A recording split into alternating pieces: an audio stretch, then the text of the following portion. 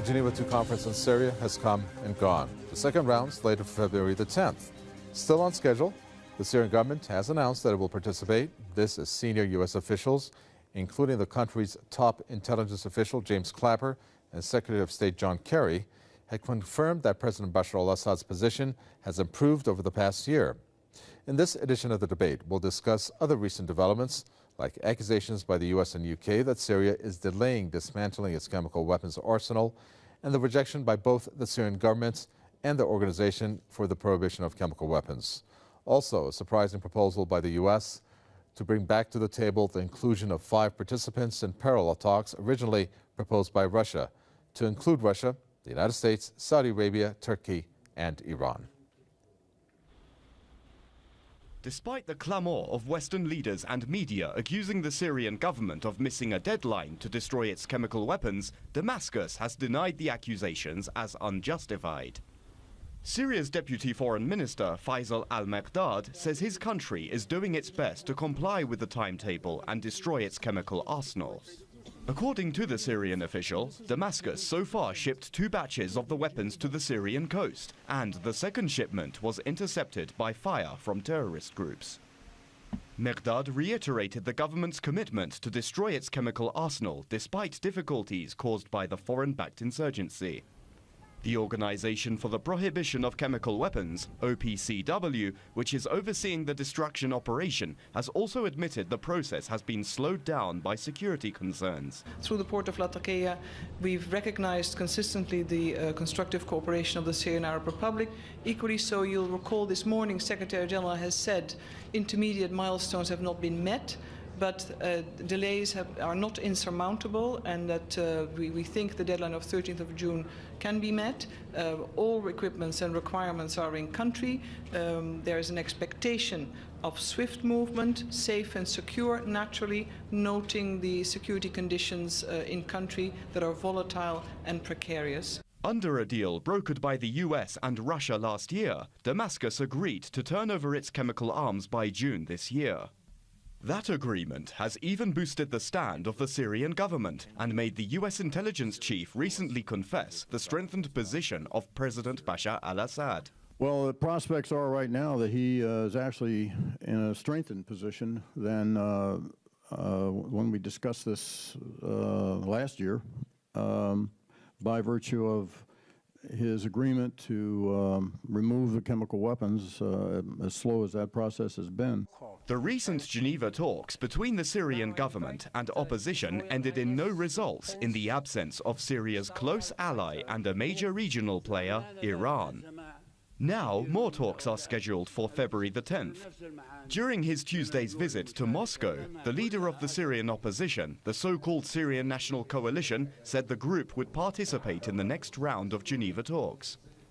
You're watching the debate. Joining us for this edition are our guest, former U.S. diplomat George Lambrascus from London, and from the Answer Coalition, Richard Becker joins us from San Francisco. Gentlemen, welcome. George Lambrascus, we're going to begin with you, with the accusation that was leveled against the government for delaying the delivery of their chemical arsenal. Mainly, this was an accusation that was made by the United States, in addition by the UK. It was rejected by the government, and the OPCW, the Organization for the Prohibition of Chemical Weapons, overseeing the destruction, has said just within the hour that the Syrian government is cooperating with the removal of its chemical weapons, and it has admitted that the process was slowed due to security concerns. So the question is, why would the U.S. government come out and say what it did? Well, if you're asking me whether I know that it's this way or the other way, there's no way I would know. No, I'm not asking you that. I'm asking you why the U.S. government would come out saying that the Syrian government has delayed this process, which the Syrian government has said is committed to. This is very important. After all, it averted this strike, military engagement by the U.S., and the OPCW has said, no, the Syrian government is not delaying its removal of chemical weapons. Why would the U.S. government come out and say that it is? Okay, well, you're asking me why the government would say it. Presumably, the government believes it. And as to whether, let's face it, the statement that the Syrian government is cooperating does not in itself mean that the Syrian government hasn't at times done things which have led people elsewhere, as in the US and the UK, to wonder whether the Syrians are hiding things, as they have in the past, as Iran has hidden things, as other countries in the Middle East hide things. That doesn't mean that the international community isn't going to encourage the Syrians, which is what they are doing, to cooperate. And if they say they are cooperating, this probably means we wish them to cooperate, and on the whole, they will probably end up cooperating. But that is not the basic issue in Syria. You mentioned a number of other things in your introduction. Let's not get carried away on this side issue. Let's get to some of the more basic things about Syria today. Yeah, we got about 22 minutes left. I'm going to try to do that. Richard Becker, you heard a reaction there from George Lambrakis. Again, this is a very important deal, a deal that was put into motion by Russia and the United States, a deal that the Syrian government is abiding by, and the OPCW coming out and saying that, yes, there's no delays here. There's security concerns. On 2 occasions, actually, the Syrian government was able to thwart attacks by these insurgents on the chemicals arsenal that was being transported. So why would the U.S., again, the same question, come out along with the UK saying that there's a delay on the part of the Syrian government? Well, I would also like to just mention to start with that the United States and the United Kingdom also hide things. So that's not something unique to countries in the Middle East. But the United States government is making these statements not based on factuality. They're not basing it, it's not based on what's really happening there.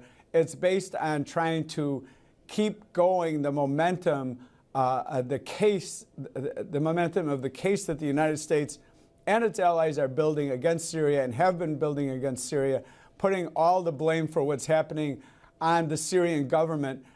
We should mention that the United States decades ago signed a treaty to eliminate its chemical weapons.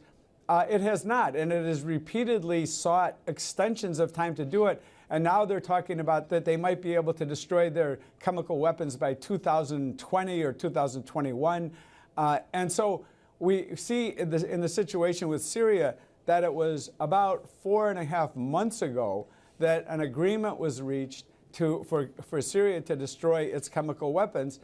And so a very short time has gone by since then, and it appears, and I don't think there's any reason to question this, that the Syrian government is seeking to uphold the agreement that it made back in September, which, as you mentioned, was part of the agreement to head off U.S. NATO bombing war against that country.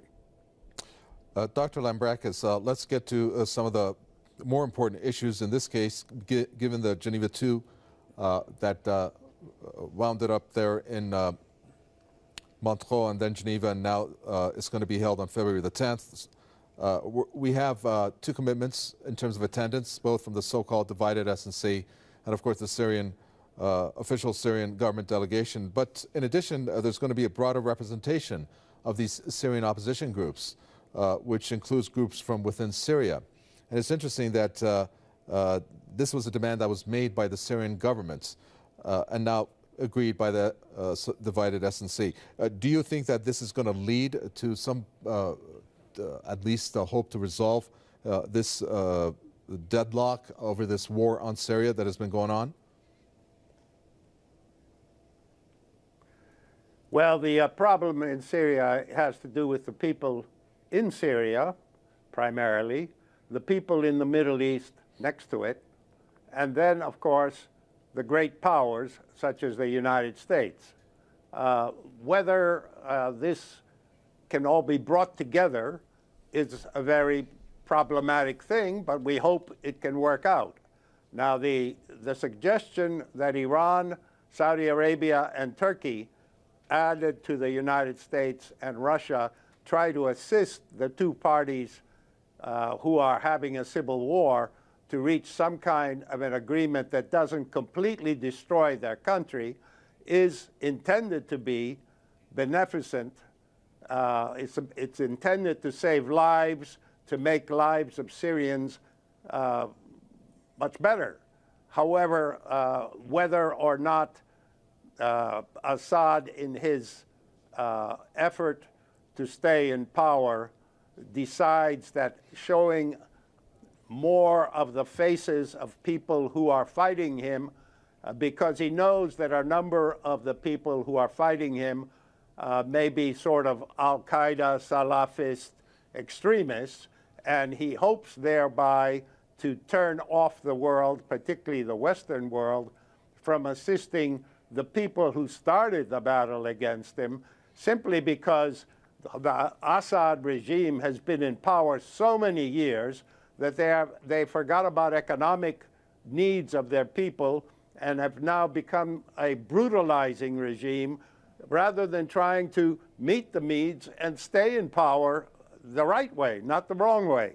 Hafez al-Assad, the father of Bashar Assad, managed to simply destroy one city and stop it all.